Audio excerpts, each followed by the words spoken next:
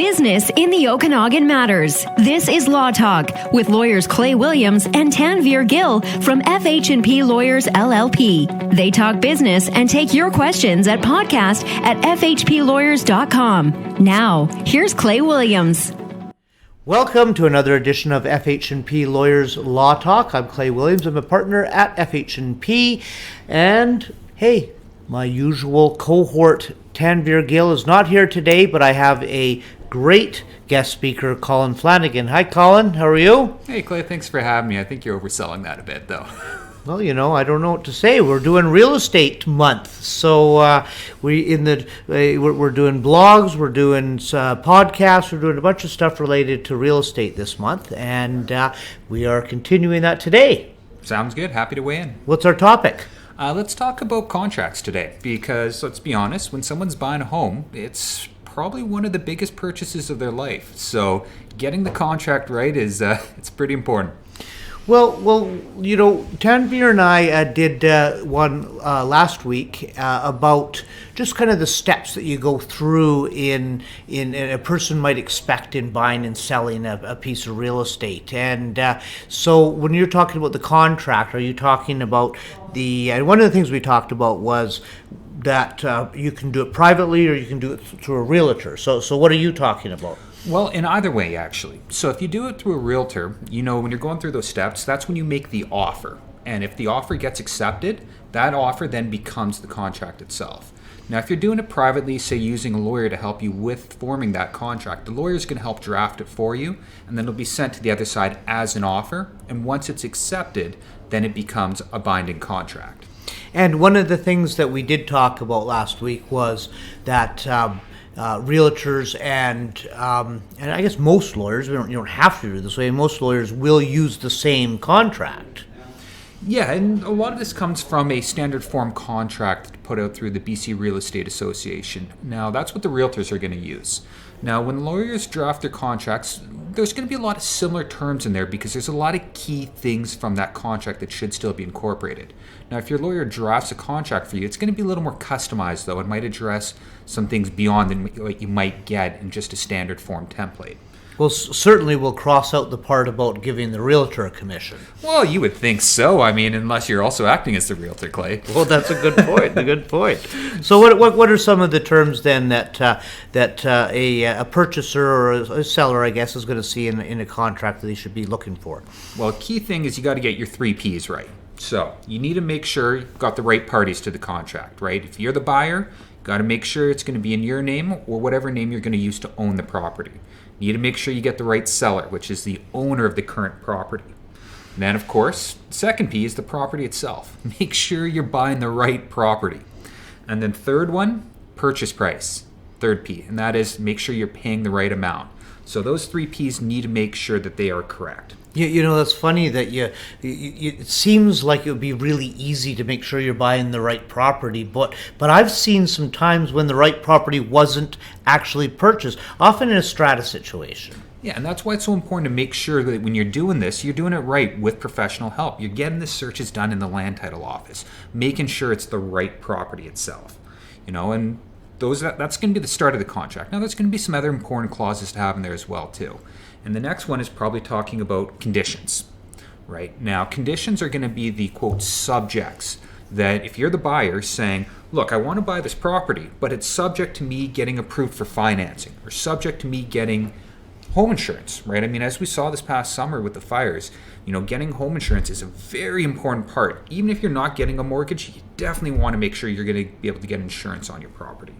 So when you're putting together your contract, you want to make sure you think about what are the things that you need to have in place to make sure before you're willing to go ahead and complete this purchase. And I guess that it does involve some conversations with your realtor or your lawyer. I mean, just off the top of my head, I think about rural properties and wells, for instance. I mean, you know, why would I buy a property if I don't have access to fresh water, that type of thing? So. Potable water, you absolutely hit the nail on the head there. And the same thing goes with if you've got wood-burning fireplaces or wood-burning stoves. You got to make sure they've got a wet certificate on things like that as well, too. So some of those conditions are going to be particular and specialized to the type of property you're buying. And even say if you're buying a strata property, right, you might want to have a condition in there to not only review all the strata documents, but see if there's been any special levies that have been approved as well too. Because who's going to be responsible for that if the payment happens after you're going to take possession of the property? Is it you, the buyer, or is it going to be the seller? So these are going to be some of the things that, depending on the nature of the property, you need to make sure your conditions are the right ones. Do you know, it just reminds me of a story. I did a deal up in Beaverdale, and one of the conditions was radiation testing of the water. And I don't know if our listeners realize it, but there used to be a uranium mine in Beaverdale, and a lot of the water is radioactive. Yeah. So that would be something, just a very unusual condition. It's unusual, but going back to what you were talking about, especially if one of those properties is on a well, you need to make sure that it's going to be serviceable water that you can use. Right? So, going on from there, of course the conditions are going to be very important, but then you also need to think about when is going to be your completion date, when is going to be your adjustment date, and when's going to be your possession date. So those are the three important dates in the actual purchase of the property. Completion date is going to be the date in which you actually do the registration, the change of the title ownership in the land title office. The adjustment date, so whenever you complete a purchase of a property, there's likely going to be something called adjustments, and that's going to be expenses that have occurred that need to be put on a pro rata basis to make it fair. Give you an example, property taxes, right? You get your invoice in the middle of the year, you pay it in the middle of the year, but it's actually for the entirety of the calendar year, right? So depending on when your sale is or your purchase is, you're going to want to adjust the property taxes so it's fair. Who had the property for what percentage of the year? Who pays what percentage of the property taxes? So your adjustment date is usually going to be your possession date. Now, here's a big one for people is what date do you have as your possession date? Is it going to be the same date as your completion date, or is it going to maybe be the day after? And it's going to depend on your circumstances. So you need to make sure you pay close attention to this. Because if you are, say, selling a property one day and buying a property on that same date, or you're setting your two completion dates the same, but when are you taking possession of the new property? And if the property you're selling, you've got to be out on one day, but you're not supposed to take possession of the next property until the next day, where are you going to sleep that night? Good point. And how many times, too, when you have a completion date, you're not going to get possession until the money's moved. And, we've had several instances where people are waiting outside with moving trucks. So really important to discuss that and to make sure you planned accordingly. Do you know just one of the things that a pet peeve of mine when you mentioned the completion date is when clients will move the completion date without telling us. And, I hope our maybe we can use this as a forum to emphasize a lot has to be done in the background for the completion date to be met. And to move it, boy, that can cause some problems. We need to know about that and get our permission before it's moved. So here's a request to the listeners out there. If you were thinking of changing your completion date, please let your lawyer know in advance. Please do, absolutely.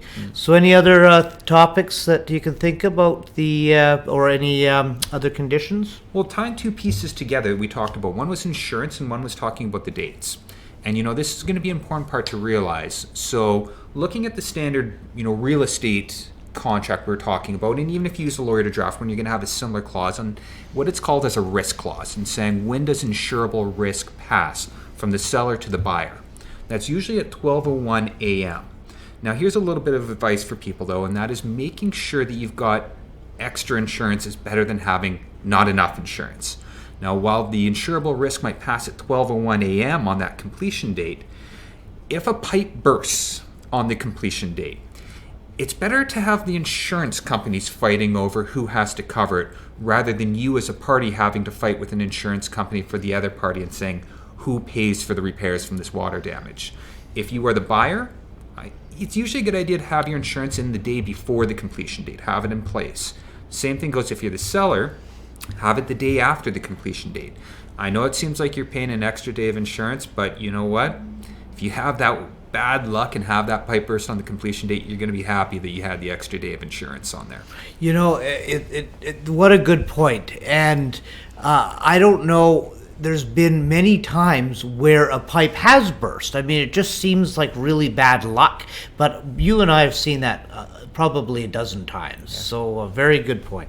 Well, and here's another one as well too. If you're buying a property, don't wait to the last minute to get your insurance in place as well too. I'm not saying to make sure the policy has already started, but at least get approved for your insurance, because especially where we live during the summers, if there's a forest fire that breaks out, you're going to find it very difficult to get insurance. If there's a fire that is out of control within a set radius of the property, you might have trouble getting it. So if you're going to make an offer on a property, you know what? In August, July or August, in the Okanagan. That's right. Get your insurance in place. Get it. Don't wait around. Don't leave that as the last minute thing to do right before the closing date. Get that locked in. All right. Any other comments that you wanted to make? My only other comment is make sure you get a good lawyer like Clay Williams. Oh, I like that. There you go. A little plug for you. Thanks a lot. All right, so just continuing with Real Estate Month at FH&P Lawyers, and stay tuned. We're doing blogs, we're doing the podcast, we're trying to get a lot of information out, so stay tuned. FH&P Lawyers are rooted in community and ready to help. Send your business law questions to podcast at fhplawyers.com.